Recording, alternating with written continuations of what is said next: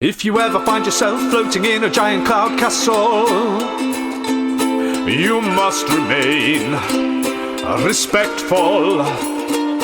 When you're brought before nobility that you must dazzle, your stories must be eventful.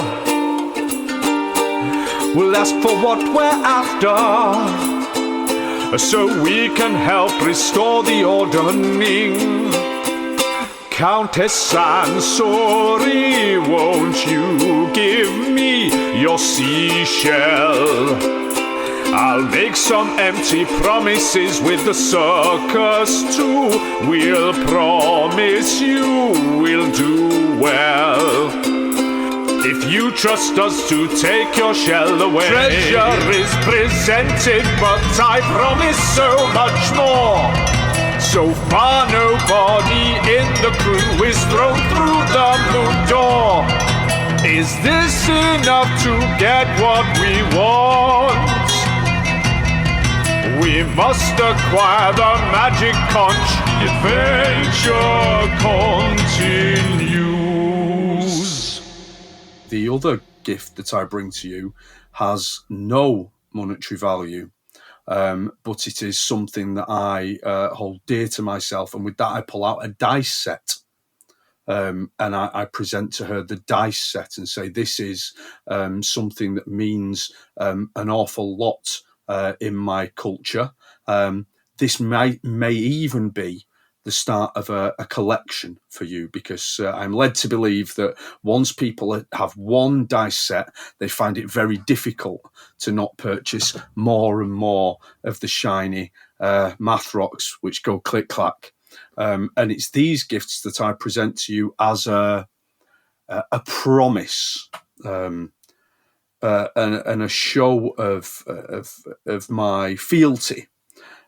Because what I would like to do is I would like to become your eminence's treasure hunter.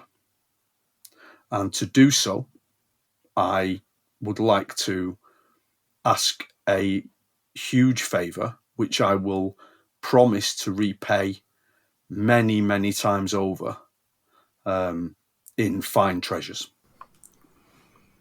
Firstly, you can have yourself an inspiration. I've already got it.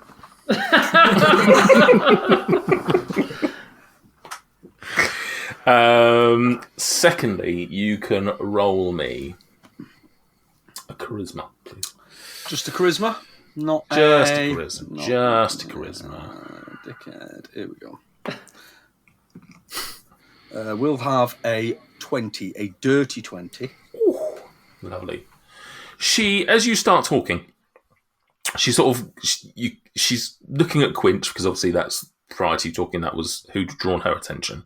And as you start talking, there's sort of a second or two before she really registers, or at least she indicates that she's listening to you. And then she sort of very slowly and gracefully sort of looks in your direction. And she sort of listens to you. Doesn't interrupt you, doesn't do anything. When you finish speaking, she offers out her hand, sort of like open palmed towards you, as if to sort of say, "Gimme." But in a Krill noble knows way. that one all too well. Yeah. She got big krill energy. So yeah, she hands sort of puts her hand out, indicating sort of she wants to see what it is you're offering her. I take her the things. As I pick the things up, I look over my shoulder and I just give Krill a wink. And I, with bowed head, I take the items and pop them into her outstretched palm. Okay. Obviously, she's a giant. The jewelry is man-sized, so in her hand it looks almost like a ring or a bracelet at best. And she looks it over, She sort of pours the dice into the other hand, which are tiny by comparison to the size of her hand. She loves them though, doesn't she? I could tell. She's She's basically got herself like a little mini set of dice. Yeah. Now she wants a chunk. She's. I did wonder when she put her hand out whether I should, but no, She looks at the jewelry and you can see her inspecting it and holding it, and then she sort of like holds it on one side and sort of like dangles it and tries to get a bit of the sunlight coming in through the windows to try and sort of see the clarity and things like that. And then she looks at the dice. She gives them about 2 seconds and then she just pours them on the floor. What's she got? What dice were they? D6s, right? No, full polyhedral set. Full polyhedral? Yeah, with two D20s. Right, okay. And a D2. Kraken, they were. I know it was only a joke, but she gets a 1 on her D4. Yeah. She gets a what's next? D6. She gets 6 on a D6. She gets 6 on a D8. Min max. She gets 1 on her D10, an 8 on her D12, and an 11 on her D20. And what else did you say there was? Another D10. Another D20. Another D20. Yeah, extra D20 for rolling advantage. 2. I look down at the dice and I say, go on, dab off. So as the last dice rolls and I see what it lands on, can I just yell, "My God, the prophecy, she's the chosen one," and drop to my knees?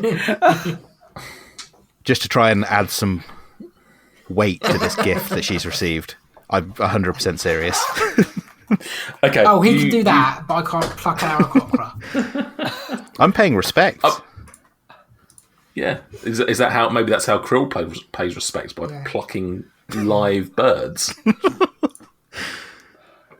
Anyway, you do that. She looks over at Daboff with this attempt to wow her, and give me a charisma as well, please, Daboff, please. I mean, bearing in mind from the map, you are 80 foot away. So if you saw any of those, prophecy is obvious to all around. What's my charisma? Where's my charisma? +2. 17. She looks at you, a little confused, and then back down at the dice, because she wasn't rolling the dice; she was discarding the dice. That's what makes it even more prophetic. That she wasn't even trying. And she looks back at you, and then she looks down at the dice. And, this is a good roll, you are saying. It's the best roll, some would say. What makes it so good? The fact that you rolled it. I don't say that. Oh shit, I've got to think of my feet now, haven't I? Fucking hell. I'll just say there's tale of people rolling that exact combination. It's well known amongst tricksters such as myself. Obviously, we deal in chance and games and trickery and stuff. That roll is considered to be very regal and only rolled by those of sort of God-gifted nobility. Well, I'm sold. It's better than 17, isn't it, Krill? Magic dice. Roll me a persuasion. Persuasion. Nice. Persuasion 16. Okay. She looks confused. She doesn't quite know what's going on. But you've managed to sort of at least sell that you think you know what's going on. Can I detect her confusion? Do I realise that? Not massively because of the mask. You can see that there's hesitation, right? She's fairly cold and emotionless. There's no at the moment. It's not like she starts clapping and saying, "Wee, that's great." Like there's nothing she does that is particularly expressive other than the fact that there is a bit of a pause after you make your statement. So you can tell that just from that alone, there's probably a bit of it's not that she doesn't believe you necessarily. It's more that she just doesn't get it, doesn't understand it. But you then see that she says, she sort of, well, you hear, I guess, she says, Crisaro, why don't you come and take these away? Be careful with them, because the puny one is suggesting that they are perhaps fated dice, so be careful with them. I'm not so sure about them, but please take them, be careful. Leave them on this exact number, just in case. To which Crisaro sort of says yes, and he comes over and he sort of he picks them up, and he holds them in his hand, and he heads over to the doorway where the other guard is, and basically relays the message onto that guard, who then takes them off.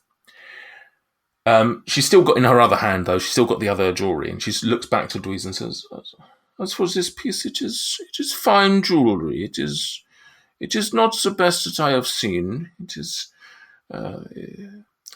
is serviceable. It is perhaps something one would wear during the day, not something someone would wear to impress others.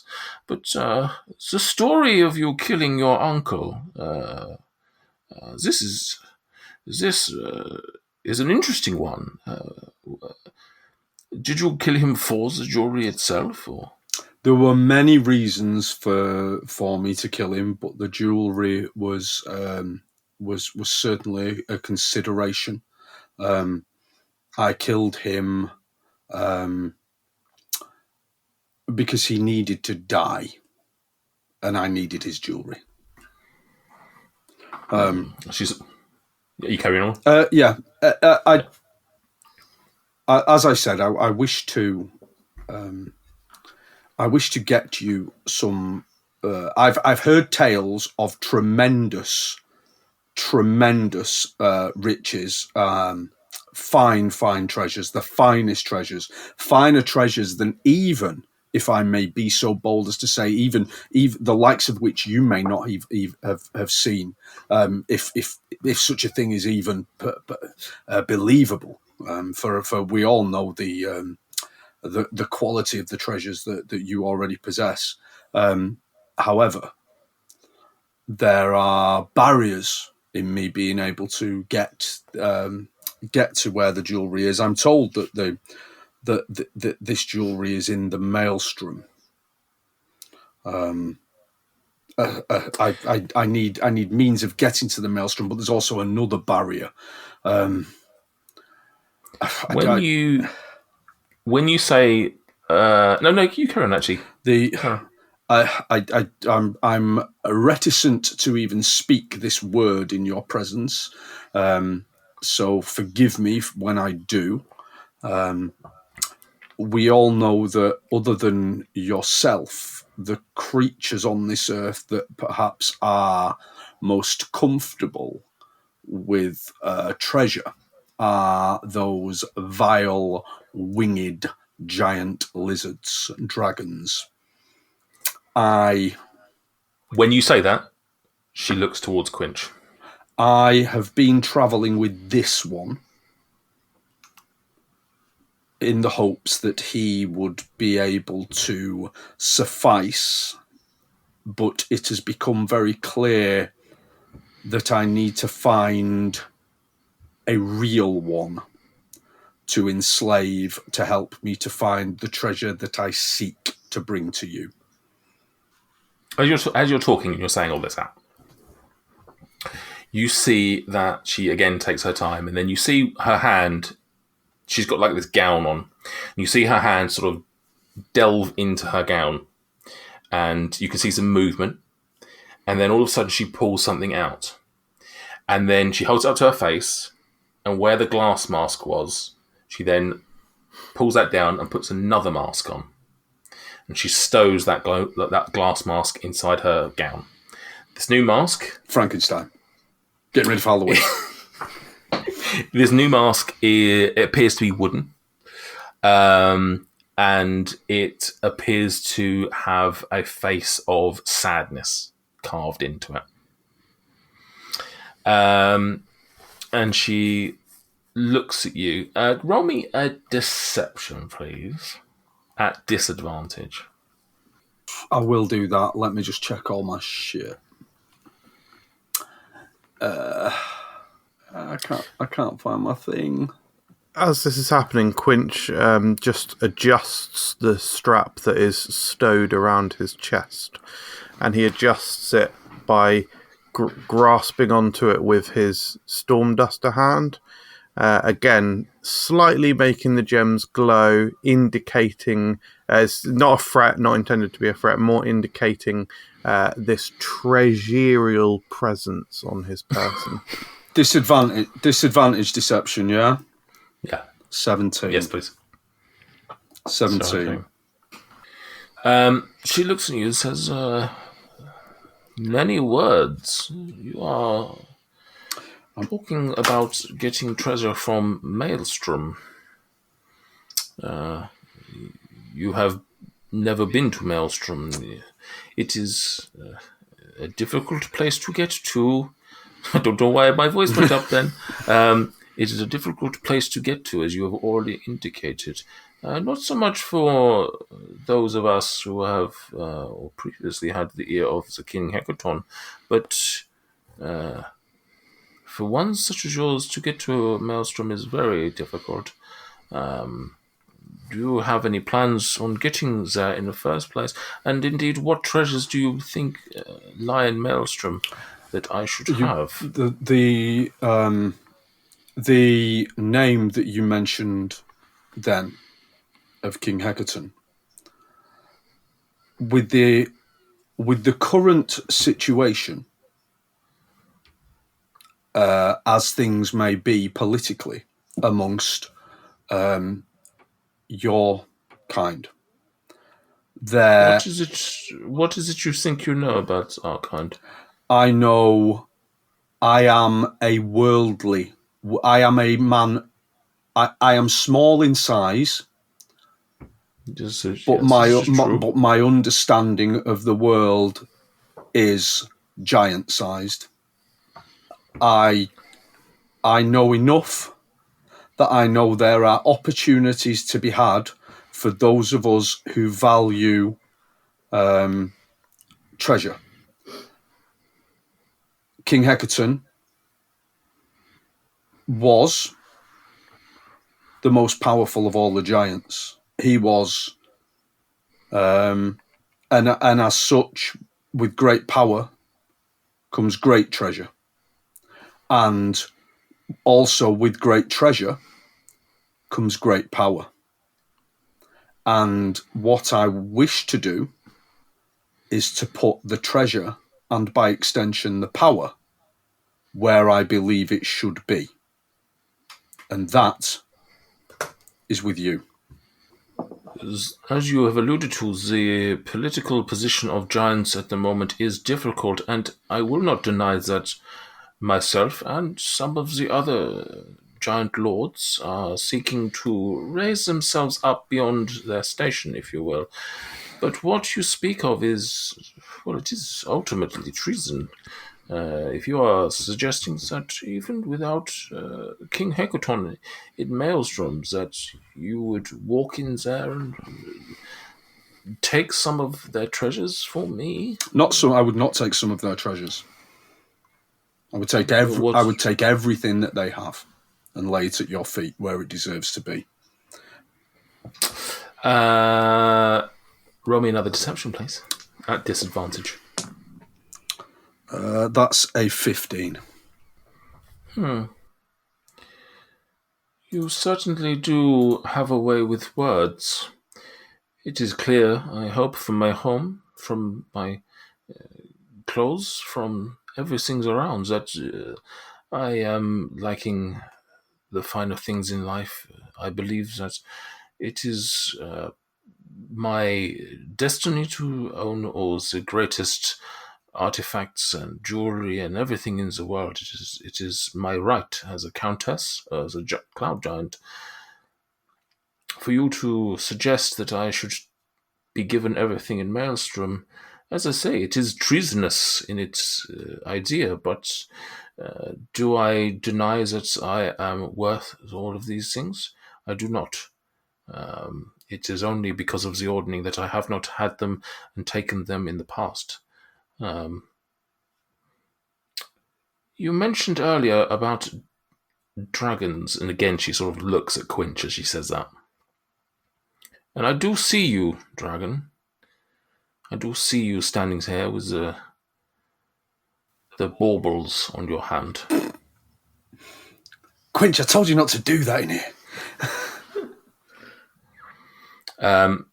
She looks back to Dweezil and says, "What is it that you think that the dragons can do for you? I am confused by you suggesting that you wish to go to Maelstrom, but also needing a dragon. What are the two combined?"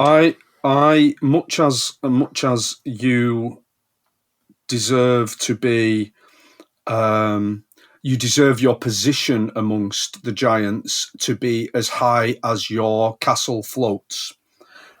I have spent I have risen from the literal gutter, and when it was necessary for me to do so, I manipulated that and weaponized it to get me to where I needed to be. But now, Quinch now does glow the gems a bit more. I think you find MJ weaponized it himself by asking if there was anything in the shit-covered hay. now that I find myself far above the gutter, I need a much more powerful weapon. And this is the dragon that you speak of. Yes. In terms of finding treasure and hoarding treasure, nothing can beat the stories told of dragons and their abilities to do so. The stories told of dragons and their ability to amass treasure, even outshine the stories told of you, my eminence, and that must be set right. And what better way to do it than to use, manipulate, and humble a dragon in the process of getting you to where you deserve to be and where you are fated to be.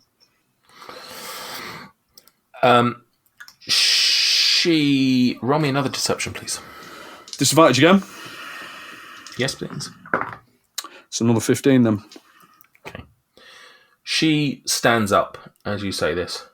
She walks over to you. And she sort of towers over you, but not like in an intimidating way, just through her own natural height. And she just sort of looks you down and says, "Dragons are a giant's worst enemy. We have had a long and storied war. We have never liked each other. This has been going on for millennia. I can barely endure to be in the presence of any of these creatures. But I can assure you I have enough experience of them to know that they are wily, that they are tricky, that they are difficult to deal with and stubborn." She sort of, as she says this, she looks. Roll me an insight, roll me a perception actually. 13 on the dice, 18. As she's saying this, you can see that her attention's been drawn away from you and is now looking southwards. She's now looking sort of away, almost out of the room, and she sort of says, "As much as you think that you can control them, as much as you think you can do what you want with them, ultimately they will always disappoint you. Whatever it is you think you will get from a dragon, I can assure you, you will not. All they are good for is killing. But let us speak plainly. You have come here, you have given me your gifts. They are interesting as if nothing else. But tell me plainly, what is it you want from me? What is it I can give you? I am a busy woman. I have given you enough of my time. I seek a conch of teleportation, and I seek your help in securing a dragon. Helping me to find a dragon that I can use. As you say, the conch of teleportation. Oh no, actually, as you say the whole thing, she sort of looks down at you, then she sort of laughs in spite, almost. I will just give you a conch of teleportation, shall I? I shall just give you a dragon, shall I? These are not. You have come here and you have handed me jewelry such as it is fine, but it is not anything exceptional. The story is interesting, but you are puny folk who will always kill each other, so your story is not what you think it is. And you wished for a conch of teleportation and a dragon. I cannot give you this dragon. I cannot give you a conch of teleportation. If that is all, then I wish that you would leave my castle. Sounds like it's time to fuck some shit up. Yeah, sounds like we get our happy ending after all, boys. Maybe, hold on. Does Quinch know if cloud giants can fly, by the way? Does who? Quinch know? Yeah. Yes, you do. That they You've can seen fly. one. You've seen one fly. Zephyros. You'll believe a cloud giant can fly. Nice. Famously from Space Jam. Countess, may I ask if you perhaps were able to help us in our quest to gather these fine jewelries, and you could perhaps provide us with what we need. What would you want in return? Give me a charisma at disadvantage. 23 on the lowest. You see that she turns to you, still stood by Dweezil. She turns and looks at you, Greg, and she sort of says, "Oh, so others can speak as well. It is not just this one. You wish to know what it is that I would want in return for these incredibly powerful things that your friend here is asking for? I would want things beyond what you imagine. I would want treasure that would elevate me not just to the top of the mountain of giants, but almost to godhood itself. Is that something that you think you can deliver?" I absolutely can. And with that, I'm going to pull out of my pocket a key. And that key is the random key that I got from Bond Rippington's house, so it has no value whatsoever. And the story that I'm going to tell is, You see, Countess, here in my hand, I have a key that was bestowed upon this world from the gods. And this key opens up a chest, the chest that contains something that all mortals wish to possess. However, this chest can only be found by the most cunning and intelligent of beings, which I perhaps think that you are. The riddle that goes with this key is, where the east wind meets the west, beyond the eyes of the gods, a penitent man must bow, and there they will find the treasures they look for. Now I am willing to give you this key, which perhaps holds the key to what you want in life. You can have an inspiration as well. And I will take a deception from you, please. yeah, sure. At disadvantage. Oh, inspiration on that one. The lowest is 20. The lowest is 20. At disadvantage. Disadvantage. Fucking hell. With the inspiration. She walks away from Dweezil and heads in your direction. Greg. Wow. Wow. Wow, we've got a new talkie-talkie. She is striding towards you. Quinch is going to step. Quinch is just going to give her a bit of a wide berth out of respect that she doesn't. That she's fucking racist. Oh right, yeah. I realise I'm stood right in the way. I'm going to stand back just because I want to stay close enough to Greg in case she takes it as some kind of insult. But otherwise, it's all on you, Greg, mate. It's fine. It's all on my mysterious key. We just tricking you with the mystery box. Krill looks at the key. Krill looks at the key as you hold it and goes, ooh. She looks over you and says, what is... So this key opens a chest in this place with a riddle, and you wish to give this to me, but you still want the things that your friend said. You want the concept of teleportation. Is this what you are asking for? In return? You come here to pay me reverence, and yet I am given gifts, and then I'm told that they are, essentially asking, payment for other things that you want from me. You are suggesting now that you barter with me. Was this key?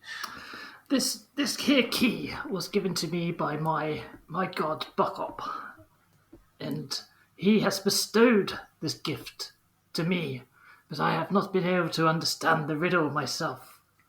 Perhaps someone more intelligent than myself, such as you, would be able to work out what he means and what this key can open and what it is that all mortals wish for.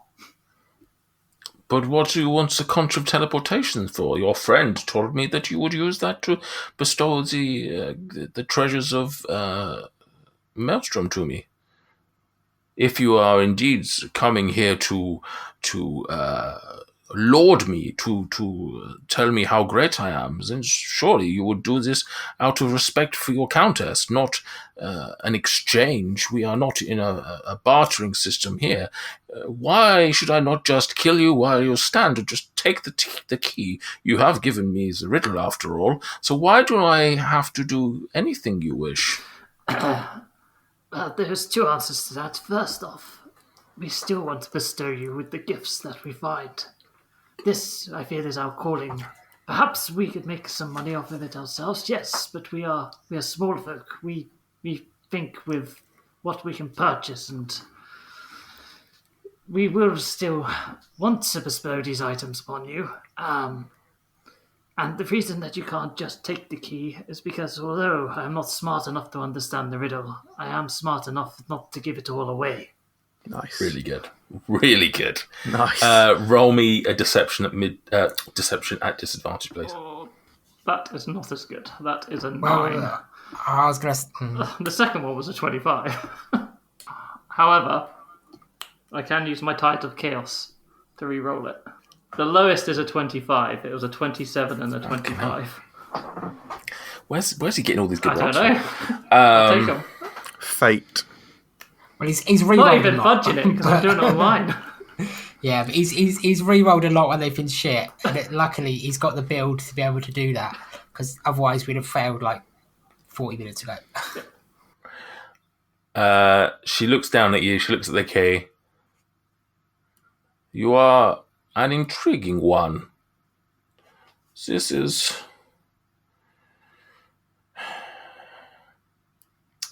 I am unwilling to give you the conch.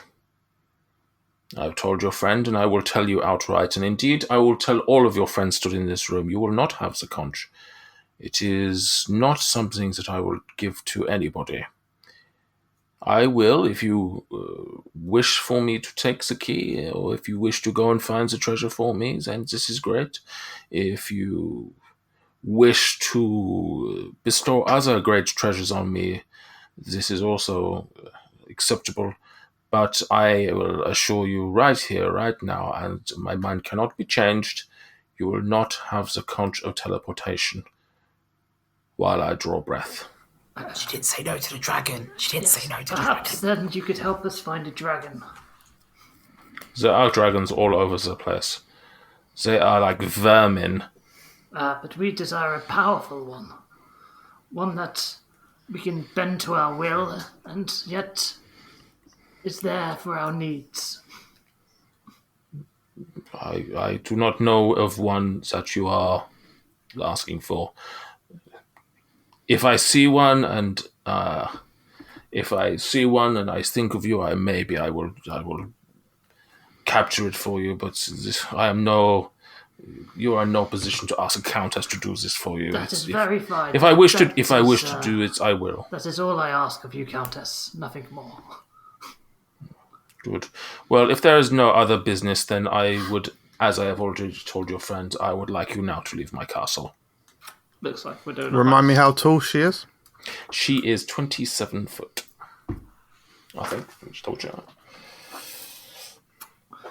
And I will be gracious and give you two options.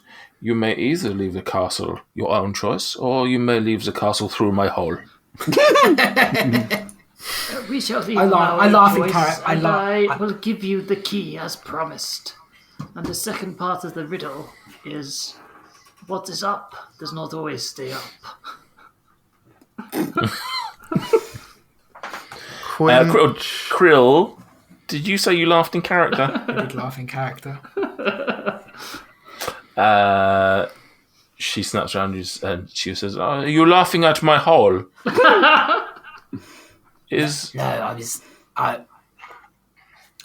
laughing. Is my hole funny to you?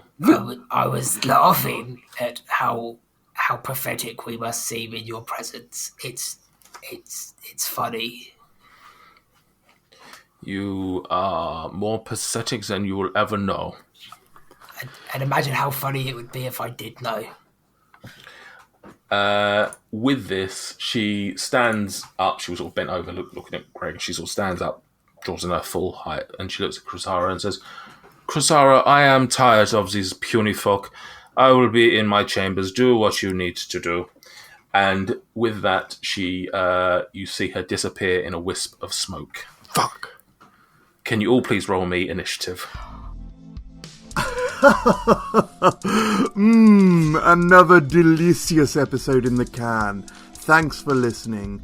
You can find us on social media. Maybe you could share your favourite moments with us. If you have any friends or family that you think would enjoy the antics of the circus, we'd appreciate it if you told them about our podcast. What is this voice? I don't know, but isn't it just so? If you have any spare change, you can support us financially on Ko-fi. It is of paramount importance that you do so. Open square bracket. Hi lads, here's the script for the outro I'm planning to record. I don't know how to end it, so let me know if you can think of anything witty to finish it at. Oh.